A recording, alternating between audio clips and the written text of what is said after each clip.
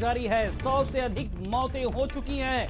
हजारों लोग अस्पताल में भर्ती हैं, लेकिन हालात सामान्य होते नहीं दिख रहे हैं। फिरोजाबाद में अब तक 80 मरीजों की मौत हो चुकी है। मैनपुरी कासगंज में 25 से अधिक लोगों की मौत हो चुकी है। कानपुर के आसपास 10 दिन में 34 की मौत हुई है। फिरोजाबाद में डेंगू से 3 और मौतें हुई हैं।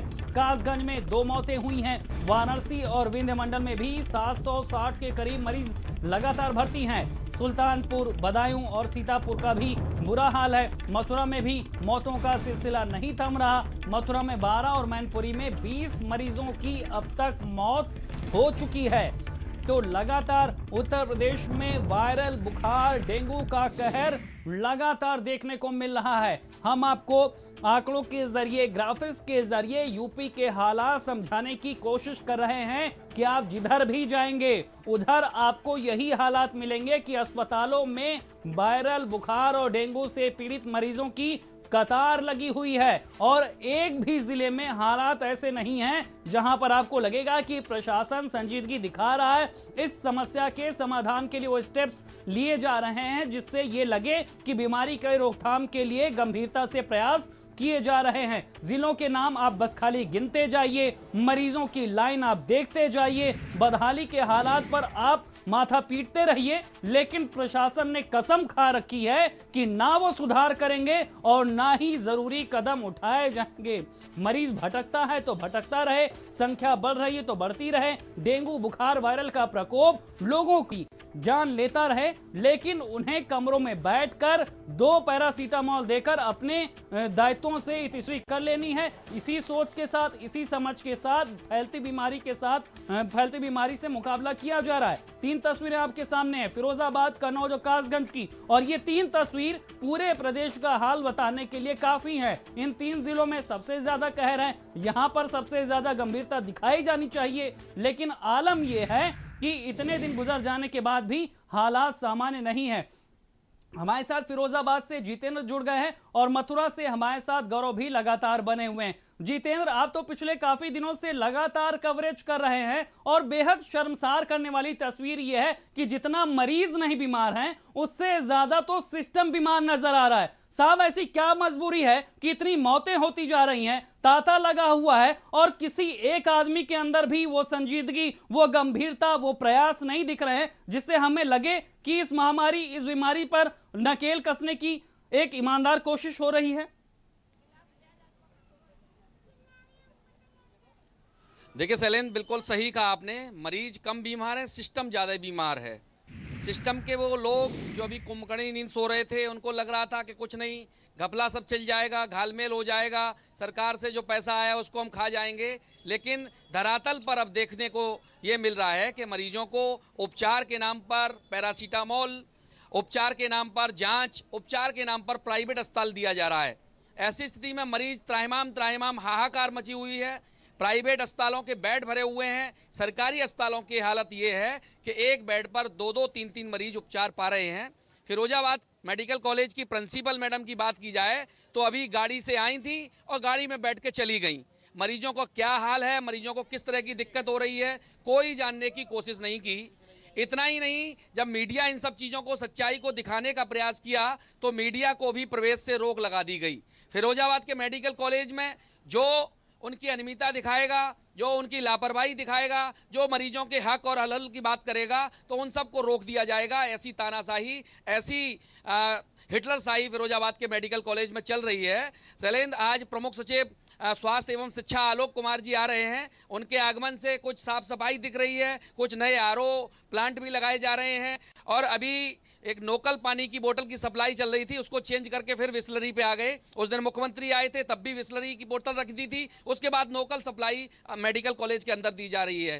तो साफ समझ लीजिए, मरीज मरें, मरीज भागें, मरीज के लोग परेशान हो, इनको अपनी कमीशनबाजी से मतलब है। जितना काम होगा उतना कमीशन मिलेगा। फिरोजाबाद के मेडिकल के हालात जो वस्त से बदतर बने हुए हैं, उन सब की जिम्मेदार फिरोजाबाद मेडिकल कॉलेज की प्रिंसिपल डॉक्टर संगीता अनेजा हैं। उन पर आज तक कार्रवाई इसलिए नहीं हुई है कि उनका सब अधिकारी, ऊपर बड़े अधिकारियों से संबंध है, ऊपर के लोगों से बहुत अच्छी सांठगांठ है। इसी का खामियाजा मरीज भोग रहे हैं, उनके तीमारदार भोग रहे हैं। ये तमाम मेरे पीछे देखिए मरीजों के लोग बैठे हुए हैं, इनका कहना है कि उपचार नहीं मिला। कई दिन से मरीज भर्ती हैं, इलाज के नाम पर तमाम दवाइयां दी जा रही हैं, लेकिन आराम नहीं मिल रहा। माता जी, है ना, क्या दिक्कत है? दिक्कत है, बुखार आ रहा है, हमारे सिर में दर्द है रहा है, शरीर में दर्द है रहा है, परेशानी है, कहाँ जाऊँ भीड़ बहुत है, जी परेशानी है, हम अपने शरीर से बोल ना सकते कुछ।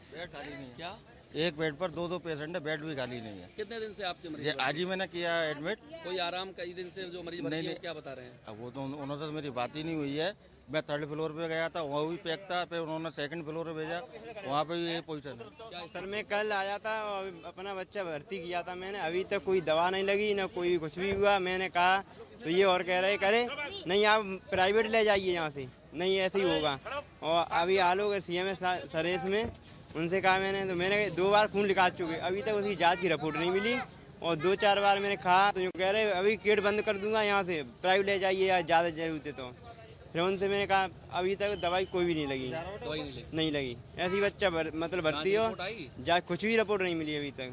और मतलब इन्फेक्शन है, 20 इन्फेक्शन हो गया खून में, ब्लड में, अभी तक कोई भी सुनवाई नहीं है, ना कोई भी मतलब कोई डॉक्टर जा रहा है, जाते हैं और बस जाते हैं और बाएं देखते हैं और बस चले जाते हैं। तो देखिए अभी प्रमुख सचिव आलोक कुमार जी का दौरा है, उससे पहले इन सबको बाहर इसलिए कर दिया गया ये अपनी बात ना कह पाए। अगर ये प्रमुख सचिव के सामने आ गए तो उनकी पोल खुल जाएगी, जो मेडिकल कॉलेज की व्यवस्थाएं उनकी पोल खुल जाएगी। तो पोल ना खुले, इन सब चीज़ों को दृष्टिगत भी रखते हुए इन सबको धीमे धीमे बाहर किया जा रहा है।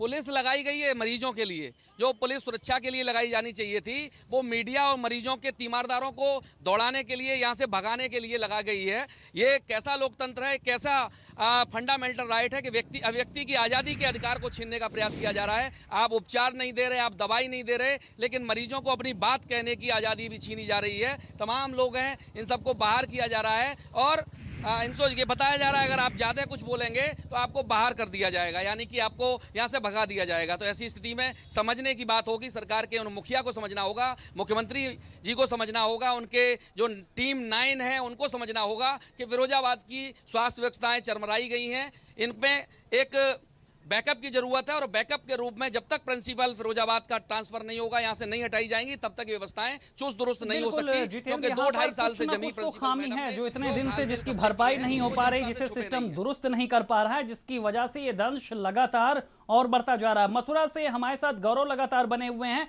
गौरव, जो शुरुआती तौर पर हालात थे मथुरा में वो अब और चुनौतीपूर्ण बन गए हैं। लगातार यहाँ पर गांव में बीमारों की संख्या बढ़ रही है, इलाज में जो कमी है वो यहाँ पर लोगों पर भारी पड़ रही है। अभी ताजा स्थिति क्या है? प्रशासन की संजीदगी दिख रही है, गांव में टीमें जा रही हैं और जो बीमार हैं उनको किस तरह का इलाज मुहैया कराया जा रहा है?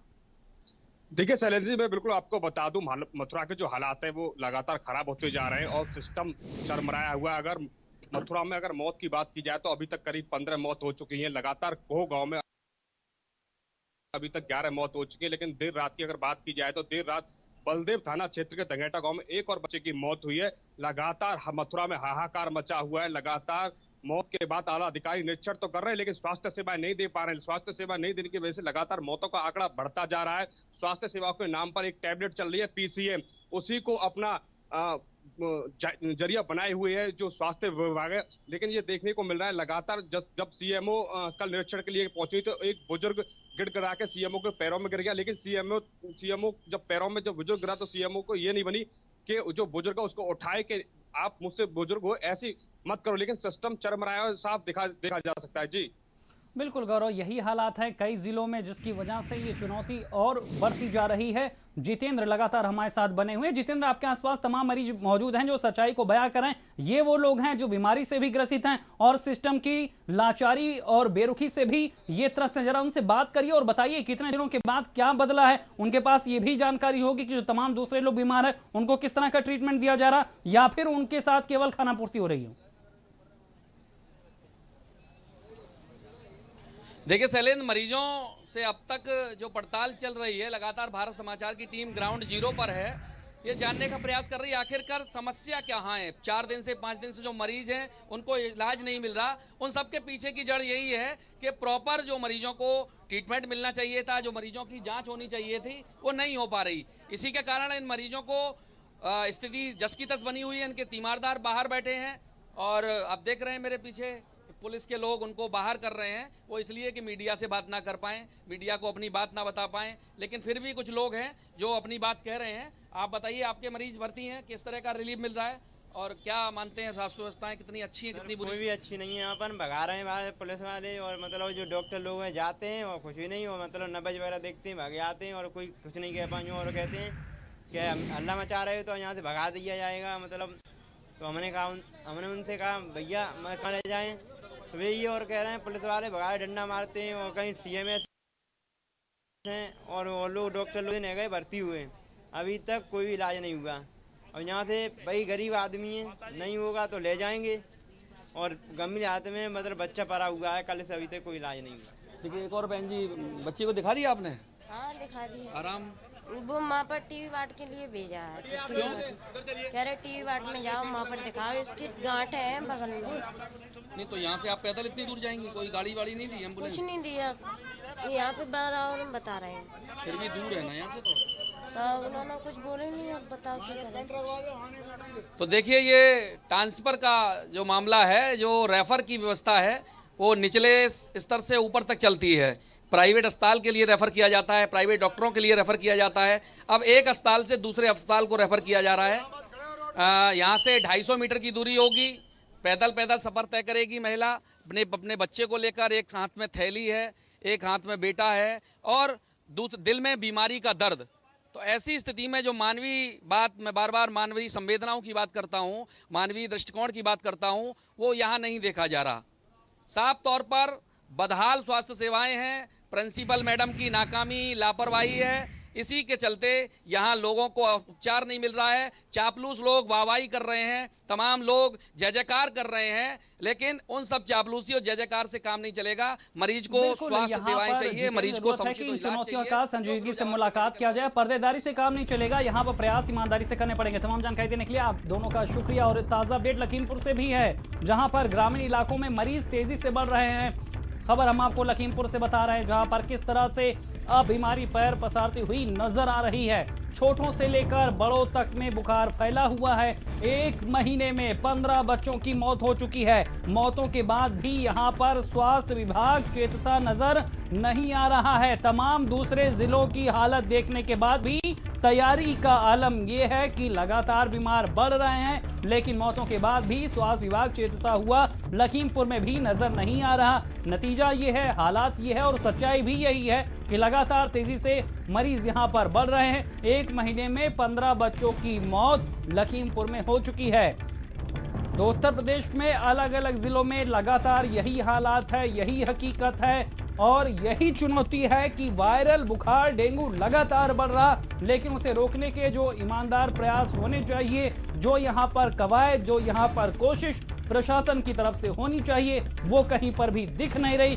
दिख रहा है तो केवल दर्द, लाचारी, कतार मरीजों की और यहाँ पर दवाइयों की किल्लत, प्रशासन की यहाँ पर बेरुखी दिख रही है।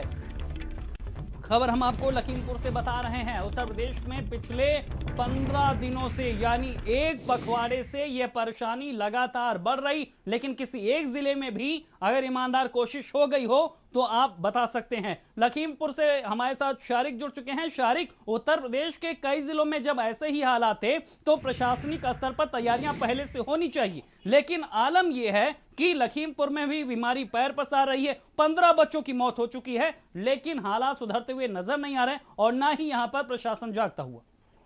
देखिए, बिल्कुल जिस तरह से सरकार फिरोजाबाद मामले को लेकर काफी निर्देश दे चुकी है, उसके बाद एक फिरोजाबाद वाला इलाका अलार्मिंग सिचुएशन पैदा कर चुका था प्रदेश में, लेकिन उसके बाद भी तमाम ऐसे जिले हैं जहां पर इसको जो है अनसुना किया गया है। अब लखीमपुर खीरी में भी धीरे धीरे हालात फिरोजाबाद जैसे ही नजर आ रहे हैं, क्योंकि एक महीने में 15 बच्चों की मौत भी हो चुकी है और तमाम सारे ऐसे मरीज हैं जो वायरल बुखार से पीड़ित हैं, डेंगू से पीड़ित हैं, मलेरिया से पीड़ित हैं। अब सबसे बड़ी बात यही आती है, चाहे बात जिला प्रशासन की जाए या स्वास्थ्य विभाग की जाए, उनकी तैयारी किस तरह की है इन चीजों को लेकर। कोविड में क्या हाल रहा हम लोगों ने बहुत ही करीब से देखा, और अब जिस तरह से ये हालात दूसरी बीमारियों को लेकर बन रहे हैं, ये काफी दहशत पैदा कर रहे हैं और चिंता का सबब जरूर बनते जा रहे हैं। शैलेंद्र, शारिक, तमाम जानकारी देने के लिए आपका शुक्रिया। तो लखीमपुर से हम आपको एक और बता रहे थे, जहां पर किस तरह से बीमारी लगातार पैर पसार रही है। मौतें 15 बच्चों की हो चुकी हैं, बावजूद इसके यहाँ पर गंभीर कदम उठाए जा नहीं रहे हैं, जिसकी वजह से लोगों की परेशानियां बढ़ती हुई नजर आ रही।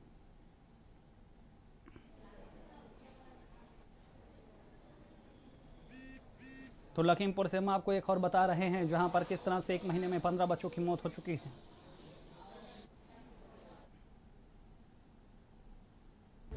और अगली खबर फिरोजाबाद से है, जहां की स्थिति लगातार हम आपको दिखा रहे हैं, ग्राउंड रिपोर्ट भी हम आपको लगातार बता रहे हैं। लेकिन ताज़ा अपडेट यह है कि डेंगू का कहर अभी भी फिरोजाबाद में जारी है। डेंगू से 5 मरीजों की मौत हुई है। 6 वर्षीय बच्चे की डेंगू से मौत हो चुकी है। कल 4 मरीजों और आज 1 मरीज की मौत हो चुकी है। डेंगू से मौतों का आंकड़ा अब 80 तक पहुंच चुका है। फिरोजाबाद में डेंगू के मरीजों में लगातार इजाफा देखने को मिल रहा है। अस्पताल में करीब 100 बच्चे अभी भी भर्ती हैं। अस्पताल में मरीज बढ़ने से बेड भी कम पड़ गए हैं। आलम यह है कि एक बेड में 2-2 मरीजों को भर्ती किया जा रहा है। मेडिकल कॉलेज के 100 सैया अस्पताल का ये पूरा मामला है।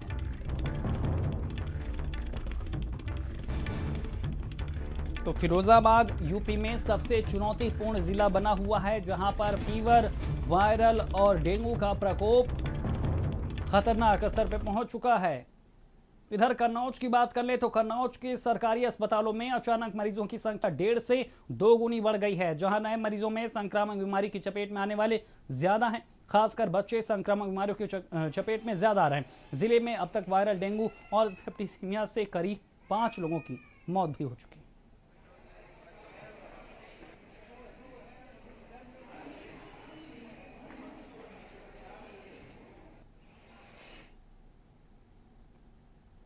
तो लगातार हम आपको तस्वीरें दिखा रहे हैं उत्तर प्रदेश के अलग अलग जिलों की। फिरोजाबाद की बात कर लें, मैनपुर की बात कर लें, एटा की बात कर लें, फर्रुखाबाद की बात कर लें, कासगंज हो, कन्नौज हो, लखीमपुर हो, कानपुर हो, लखनऊ हो, हर जगह यही हालात हैं कि मौसम बदला है और उसके बाद महामारी ने पैर पसार दिया है। कासगंज से अगली खबर है, जहां पर रहस्यमय बीमारी से 2 बच्चों की मौत हो गई है। इतना ही नहीं, रहस्यमय बीमारी से अब तक 5 मौतें यहां पर हो चुकी हैं। इलाज के लिए स्वास्थ्य विभाग की टीम जरूर पहुंची है। पटियाली और भरगैन में छिड़काव भी किया गया है, लेकिन